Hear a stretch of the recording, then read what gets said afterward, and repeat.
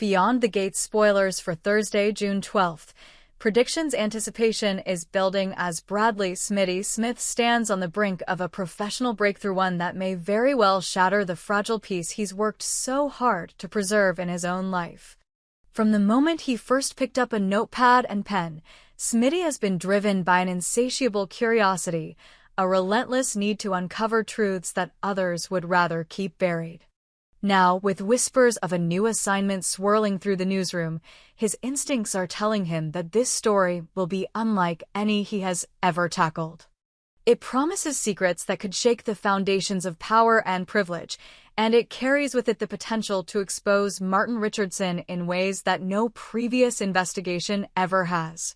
Yet the very prospect of this triumph threatens to unravel the quiet domestic world he shares with his wife, Jenna, a world he has carefully constructed to shield them both from the turmoil that surrounds his work.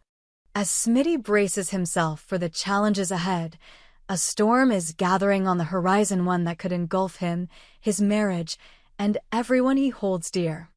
Almost from the first moment that the Richardson name crossed his desk, Smitty sensed that there was more to this family than met the eye. Martin Richardson, with his impeccable public persona and carefully curated philanthropic endeavors, seemed like the very model of respectability. Yet beneath the polished veneer lay a secret so explosive that its disclosure could topple empires. It was the sort of secret that could redraw lines between friend and foe, that could force sworn allies to suddenly find themselves on opposite sides of a moral chasm. And now, with Anita and her brother Vernon Dupree casting anxious glances in his direction, the stakes have never been higher. They have labored in secrecy to bury this truth, tightening their circle of confidence to the point of suffocation. But every secret has its cracks, and Smitty's reputation for digging deep has earned him an invitation, albeit a reluctant one, to pry at the edges of their deception. From the outset, the tension between Smitty's professional ambitions and his personal life has been palpable. Late-night phone calls that begin as benign editorial discussions stretch into the small hours, leaving Jenna to fall asleep alone in the darkness, her brow creased with worry. She has seen the toll that his career takes on him. She knows the haunted look in his eyes when he stumbles upon evidence that refuses to be contained. And yet, she has never complained out of love, out of respect, or perhaps out of an unspoken understanding that the pursuit of truth is a calling that cannot be ignored. Still, the deeper Smitty delves into the Richardson enigma, the more Jenna wonders whether she will recognize the man he becomes.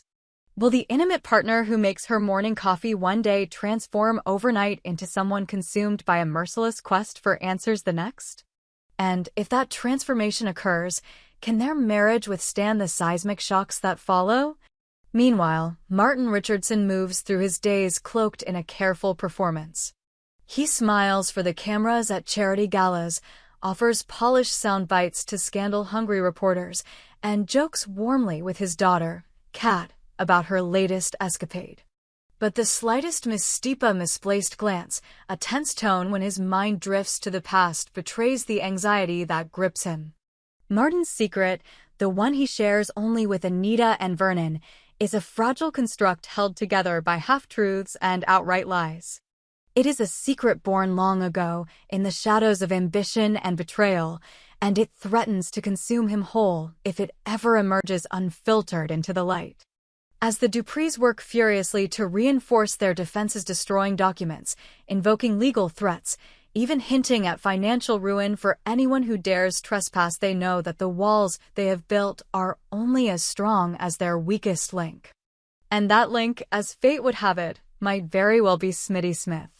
Amid all this high-stakes cat and mouse, Catherine "Kat" Richardson is waging her own private war.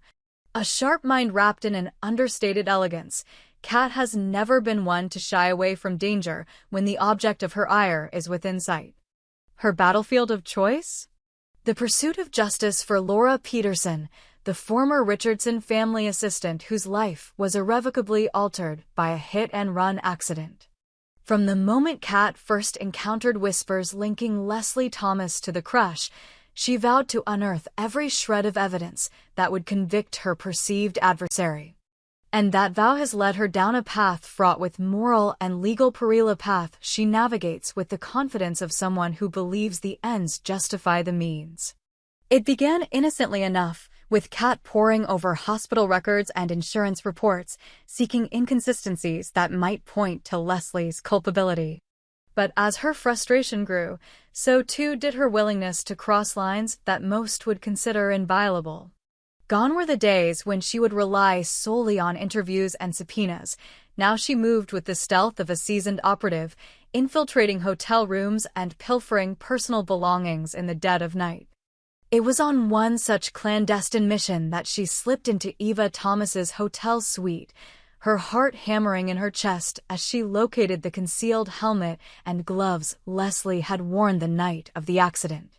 With gloved hands, she carefully wrapped the items in a plastic bag, concealing her own fingerprints, and slipped out into the corridor before anyone could suspect her intrusion.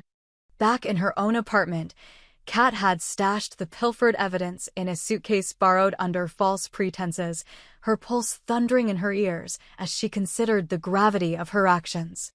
These were no longer mere trinkets. They were linchpins on which she would hang the entire case against Leslie. If she could plant them convincingly in Leslie's apartment, the police would find them, and the weight of circumstantial evidence would become nearly impossible to ignore. Of course, without DNA to place those items unequivocally in Leslie's hands on the night in question, the case remained vulnerable. Kat knew that more work lay ahead and that her next move would be even riskier. When Kat approached Jacob Hawthorne with the notion of a second search warrant, she cloaked her intentions in righteous indignation. She painted a picture of Leslie as a calculating conspirator who had managed to hide the very instruments of her crime. To Jacob, a man predisposed to trust Kat's impeccable reputation and her intimate knowledge of the Richardson household, her words carried the weight of truth. He filed the warrant without hesitation, and soon the police were executing the search, turning every drawer and rifling through every closet in Leslie's meticulously organized apartment. The moment they found the helmet and gloves, Kat allowed herself a faint, private smile, one that no one else saw, but that coursed through her with the promise of vindication. In the aftermath, Leslie was left scrambling to explain how the incriminating items came to be in her possession. Her shock and confusion did little to assuage the mounting suspicion. Photos of the recovered evidence circled through courtroom filings, and Leslie's public image began to crumble. Yet, for all the drama, the missing piece remained out of reach, the DNA match that would transform circumstantial suspicion into incontrovertible proof. Without it, the charges would hang in limbo, and Leslie might yet slip through the cracks of the legal system. Adding to Kat's frustration was the judge's sudden decision to rescind any further search warrants for Leslie's property. Perhaps persuaded by defense lawyers wielding arguments about privacy and the sanctity of the home, the court pulled back its authority, leaving Kat with no legal avenue to press on. It was a setback that stung, a reminder that the law is a double-edged sword, one that can be sharpened in pursuit of justice or wielded in the service of obfuscation. Kat found herself staring at the sealed court order, the paper crisp in her hand, its words a challenge she could not ignore. It was in that moment of desperation that the true test of her resolve began. With every legal door closed, Kat knew she would have to pursue alternative means to secure the DNA evidence she so desperately needed. The prospect of breaking into Leslie's apartment again crossed her mind, not as a fleeting fantasy, but as a concrete strategy. She imagined slipping through a window left slightly ajar, the darkness of the hallway her only ally, her fingertips grazing familiar surfaces as she searched for a strand of hair or a fragment of skin to send off for testing. The moral ramifications of such an act danced on the edge of her conscience, whispering warnings that she silenced with the conviction that justice demanded sacrifice. As Kat prepared for this next phase, her thoughts turned to Eva Thomas, Leslie's daughter and an unwitting pawn in her elaborate scheme. Eva, it seemed, was poised to cross paths with the Richardsons once again, under circumstances that would only deepen the rift between sister and half-sister. The catalyst for this renewed alliance would come in the form of an unexpected job offer from none other than Ted Richardson, the family patriarch, with his own complex agendas. Eva, grateful for the opportunities her father had provided, but yearning for a sense of purpose that went beyond mere gratitude, would confess her lingering desire to resume her role as an assistant to the Richardsons. In that moment of vulnerability, Ted would extend an invitation to join his office in a capacity that harkened back to her earlier days of service. Kat would learn of this development through the undercurrents of gossip that flowed through the corridors of power, not from her father directly, but through the whispers of colleagues and acquaintances. To her, it would feel like a deliberate slight, a calculated move designed to keep Eva tethered to the Richardson orbit while leaving Kat on the outside. Kat had, after all, devoted countless hours to shepherding Chelsea Hamilton's debut handbag line, weaving its narrative into the fashion world's fabric with seamless finesse. She had worked tirelessly alongside Jacob to build the case against Leslie, sacrificing sleep and sanity in equal measure. And yet, the fruits of her labor had yielded no tangible rewards, only the promise of vengeance deferred. Ted's offer to Eva, therefore, was more than a professional overture.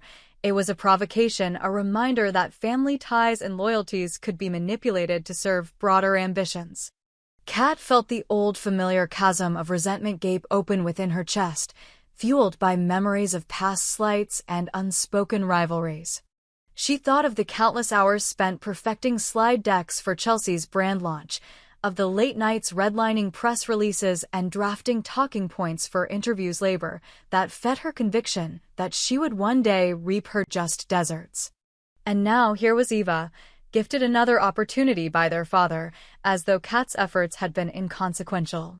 Yet Kat's steely determination refused to yield.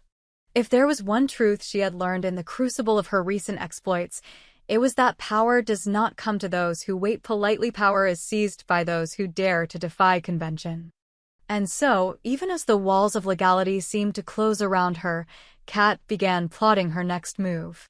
She mapped out the layout of Leslie's building, drawing mental diagrams of escape routes and blind spots, and she made discreet inquiries about security schedules and guard rotations. Every piece of information she gathered would serve as a brushstroke in the larger picture. She was constructing a picture in which Leslie Thomas would finally be exposed for the danger she posed, and in which Kat Richardson would emerge vindicated. All the while, Smitty's investigation gained momentum.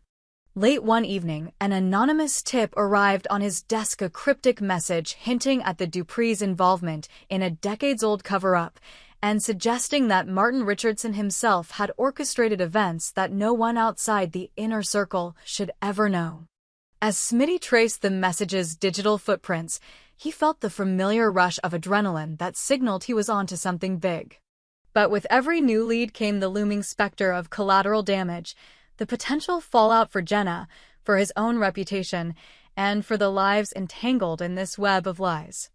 In the echoing chasm between Smitty's relentless pursuit and Kat's escalating gambits, the stage is set for a collision of wills. Each character moves forward with purpose, driven by a blend of loyalty, ambition, and the unyielding belief that truth must prevail. Yet beneath that conviction lies a fragile foundation of human frailty, jealousy, fear, and the dark allure of retribution. As the sun sets on this chapter of their intertwined stories, the air crackles with tension, and every whispered secret carries the weight of potential catastrophe. The gates have opened wide, and beyond them lies a world where the line between justice and obsession blurs, and where the next move could change everything forever. A cold wind rattled the windows of Leslie Thomas's apartment building one night as Kat Richardson slipped through the shadows, her breath catching in her throat with each stealthy step. For weeks she had studied the guard rotations, deciphered the building's security camera blind spots, and monitored the comings and goings of the few residents who lived on Leslie's floor. Now, armed with surgical gloves, a small swab kit, and a single-minded determination, she crept into the lobby and made her way up the staircase, every sense heightened by the gravity of her mission. In her mind's eye, she replayed the moment Jacob Hawthorne had reeled under the weight of the planted helmet and gloves, and she willed herself to seize this opportunity to gather the DNA evidence that would finally deliver Leslie into the jaws of justice. The hallway was deserted, lit only by the faint glow of exit signs, and she paused outside Leslie's door, her hand poised to enter. The thrill of what she was about to do sent a shiver down her spine, but she chastised herself. This was necessary, unavoidable. The world could not be safe as long as Leslie remained free. Inside the apartment, the air smelled faintly of lavender and disinfectant. Kat's pulse thundered as she crossed the threshold and shook out her gloved hands. She worked swiftly, opening drawers and rifling through surfaces with the practiced grace of someone accustomed to operating under pressure. A single hair, a scrap of skin caught on a lampshade, even the handle of a coffee mug each could yield the proof she needed. Her hands trembled only momentarily when she spotted a strand of hair on the edge of a bedroom carpet. With the precision of a surgeon, she collected it, sealed it in a vial, and stashed it in the breast pocket of her jacket. By the time she retraced her footsteps, retracing her exact entry route to avoid security cameras, her heart had settled into an even pace. The deed was done. Meanwhile, news of Eva Thomas's new role in Ted Richardson's office spread through the Richardson family's inner circle like wildfire. It was a gesture laden with multiple undercurrents: paternal pride, strategic alliance, and a not-so-subtle reminder to Kat that the family's favor could shift with the slightest nod from its patriarch. Eva, for her part, approached the job with a curious blend of excitement and trepidation. She had always admired her father's savvy, his ability to navigate boardrooms and press junkets with equal aplomb. But she also carried with her the weight of her mother's quiet suffering, the lingering fear that the same machinery of power which lifted her could also crush her if she strayed too far from its course. As she signed her new employment contract and met her father in his mahogany-paneled office, she resolved to prove herself worthy of his trust. Little did she know that the files she would soon be asked to manage contained references to her own life, to the accident that had wounded her mother, and the subsequent legal maelstrom that had nearly destroyed them both. Within the labyrinth of Richardson Holdings, Anita and Vernon Dupree paced in their gilded offices, sweat beading on their brows as they grappled with the fallout of Smitty Smith's latest revelations. The anonymous tip had opened a Pandora's box, implicating them not only in the mechanics of Martin's original cover-up, but hinting at deeper connections to illicit financial transactions that could land them both behind bars. Vernon, ever the pragmatist, insisted on shredding documents and transferring assets overseas, but Anita feared that every hasty move would only draw more attention from Smitty's relentless inquiries. In the hushed hours before dawn, they debated their options. Should they approach Martin and demand a public confession in exchange for immunity? Or should they double down on their efforts to discredit Smitty, feeding false leads to the newsroom and casting doubt on his credibility?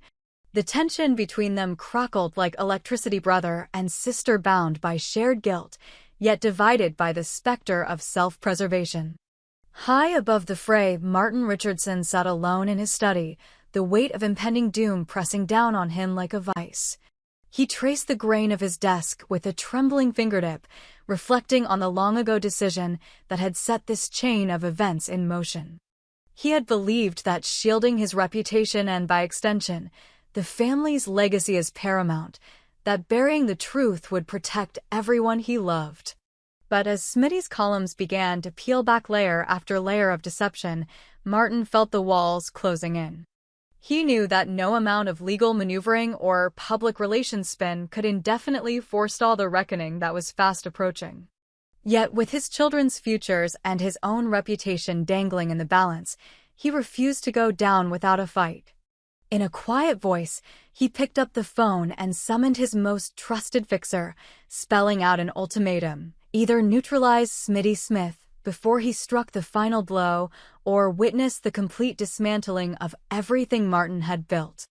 Across town, Bradley Smitty Smith found his resolve hardening with each passing day.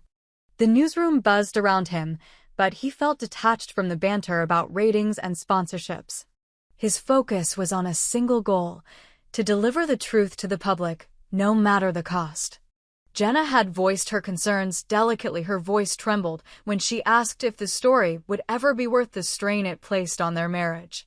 Smitty had taken a deep breath and assured her that he would protect their life together, even as he acknowledged that some truths, once revealed, have a life of their own.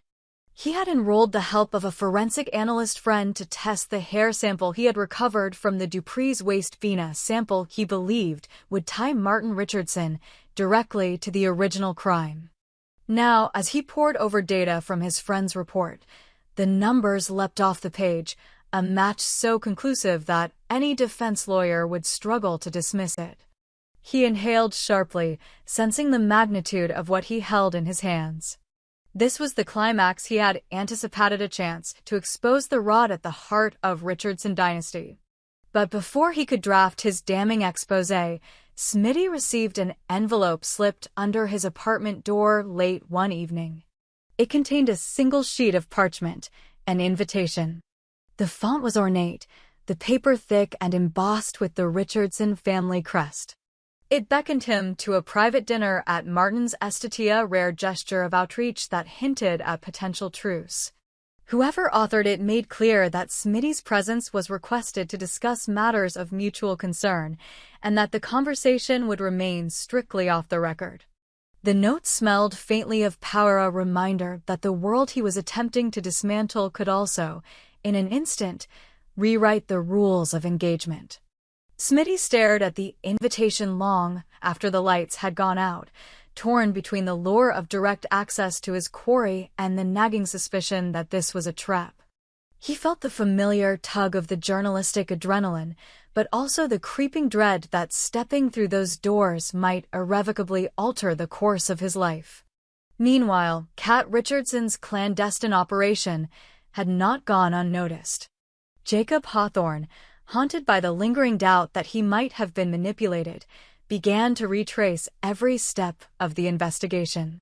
He reviewed the affidavits, the witness statements, even the footage from the police body cams that had captured the search of Leslie's apartment. Something about Kat's testimony didn't add upper calm composure under questioning, the way she had steered the examination toward the planted evidence. He decided to confront her privately, arranging to meet at a neutral location, a quiet bistro far from prying ears. When Kat arrived, Jacob studied her face, searching for signs of guilt. She greeted him with a warm smile, but he sensed the rapid beat of her heart beneath her blouse. Over tea, he asked her casually about the genesis of the second search warrant and watched her blink at the directness of his query. Kat, caught off guard, offered a carefully rehearsed explanation. She had uncovered new testimony from a witness who claimed to have seen Leslie in possession of the helmet immediately after the crash. Her voice remained steady, but her eyes darted to the exit, as though calculating her escape route. Jacob probed further, asking for the name of the witness, the circumstances of their sighting, and the chain of custody for the testimony. Kat deflected each question, relying on her knowledge of legal loopholes to maintain her facade. But Jacob's instincts told him that something was amiss. When he excused himself to take a call, Kat watched him go, her expression tightening. She knew that he was on the brink of discovering her deception, and she also knew that the only way to forestall his questions was to stay 2 steps ahead. As Jacob spoke into his phone, probably calling his superior, Kat resolved to neutralize the threat he posed to her empire of vengeance. The next move would be critical. Within the Richardson estate, Eva Thomas settled into her new role with characteristic poise. Ted had appointed her to oversee community outreach initiatives, a position that required her to liaise with local nonprofits, arrange sponsorships, and curate the family's philanthropic image. It was a position of visibility and vulnerability. Almost immediately, she encountered whispers among the staff about the accident that had scarred both her mother and the Richardson name. Several employees spoke in hushed tones, fearful that any misstep on their part could draw public scrutiny upon the family. But Eva refused to be intimidated. She pressed forward, organizing a gala to benefit victims of vehicular violence, recruiting Chelsea Hamilton as the evening's keynote speaker. Chelsea, whose burgeoning handbag brand had been a pet project of Kat's, greeted Eva with genuine enthusiasm, unaware of the bitter sibling rivalry that chafed beneath the surface. As the two women collaborated on event details, securing catering, arranging press coverage, and drafting speeches, Eva found herself torn between loyalty to her mother's cause and the nagging sense that she was being used as a pawn in a larger game. Ted Richardson observed his daughter's progress with a steely pride, but also with a calculated reserve. He recognized in Eva the same tenacity that had made her mother formidable, and he knew that her public success would reflect on the family's legacy. At the same time, he sensed that Kat's machinations required a counterbalance, someone who could divert Kat's attention and potentially expose her overreach. By elevating Eva in the public eye, he had achieved two objectives: solidifying the Thomas Richardson alliance and sowing discord in Kat's plans. The next step, he mused, would be to invite Eva to play an even more central role in the company's decision-making, all while extending a discreet olive branch to Leslie Thomas, perhaps orchestrating a meeting between Leslie and Eva as a gesture of goodwill. Such a move would place Kat in an impossible bind. To oppose her half-sister's empowerment would brand her the antagonist in a family reconciliation narrative. To support it would undermine her own crusade. Ted savored the delicious irony.